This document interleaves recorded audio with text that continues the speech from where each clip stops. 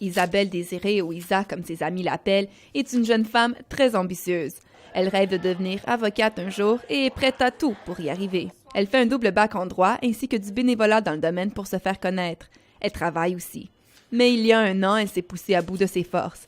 En plus de ses études et son bénévolat, elle jonglait aussi avec 2 emplois. Isabelle avait alors des semaines de plus de 60 heures. C'était pas tant le fait d'avoir de l'école, c'était de tout rajouter avec l'école qui était difficile.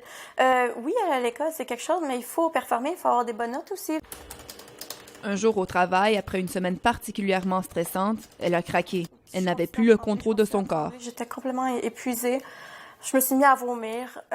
Ça l'a pas arrêté. Pendant 3 jours par la suite, après ça, j'ai continué à vomir. J'étais plus capable de manger après.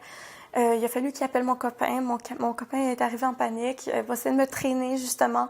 J'étais plus capable de me tenir debout. J'étais complètement épuisée. J'étais à bout. Mon corps venait complètement de lâcher.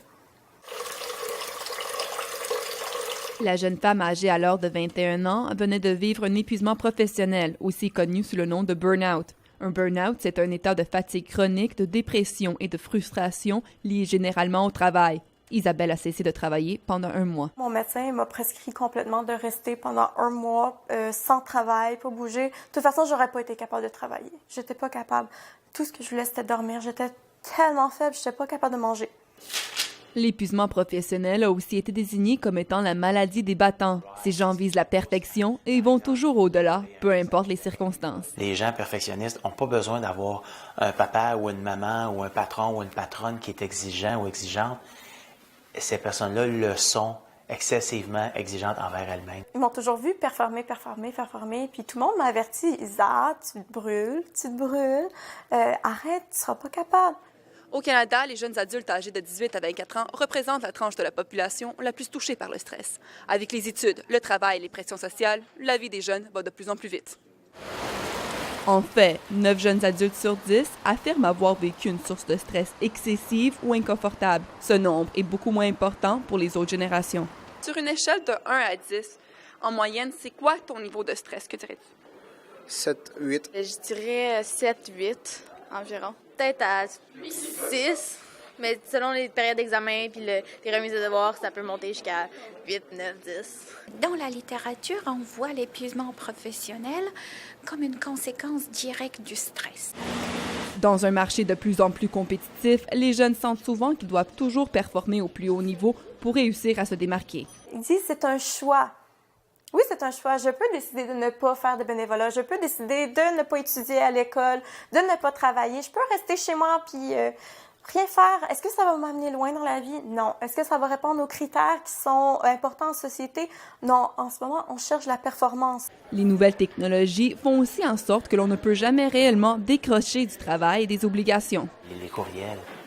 Les courriels avant, on y avait accès souvent uniquement au bureau.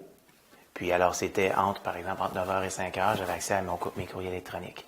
Maintenant, c'est à la maison. Maintenant, c'est plus juste au bureau à la maison. C'est directement sur mon téléphone intelligent, sur ma tablette. Alors, je suis rejoignable quasiment 24 heures sur 24. Mon employeur me contacte tout le temps par cellulaire.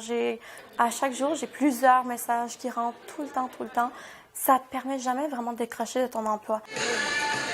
Un certain niveau de stress serait positif et c'est une source de motivation, mais il est difficile pour plusieurs de trouver le juste milieu. Pour Isa, la recherche d'un équilibre de vie est une lutte constante. Aujourd'hui, elle a un seul emploi et elle essaie de consacrer un peu plus de temps à ses loisirs. C'est un long chemin et elle n'a pas encore retrouvé toutes ses forces. Même encore aujourd'hui, je suis beaucoup plus fatiguée qu'à l'époque. À l'époque, vraiment, là, je brûlais la chandelle par les 2 bouts, comme on dit, puis ça m'a mis à bout complètement. Ma petite Ruby! Isabelle consacre maintenant une partie de sa grande énergie à faire de l'exercice. Je viens de recommencer d'aller au gym. Je fais de l'entraînement physique, puis je suis suivie par une entraîneuse. Donc, j'ai décidé vraiment de me reprendre en main. Son stress a diminué, mais sa détermination, elle, est toujours aussi forte. Giovanna Bracus, pour le Collège La Cité, à Ottawa.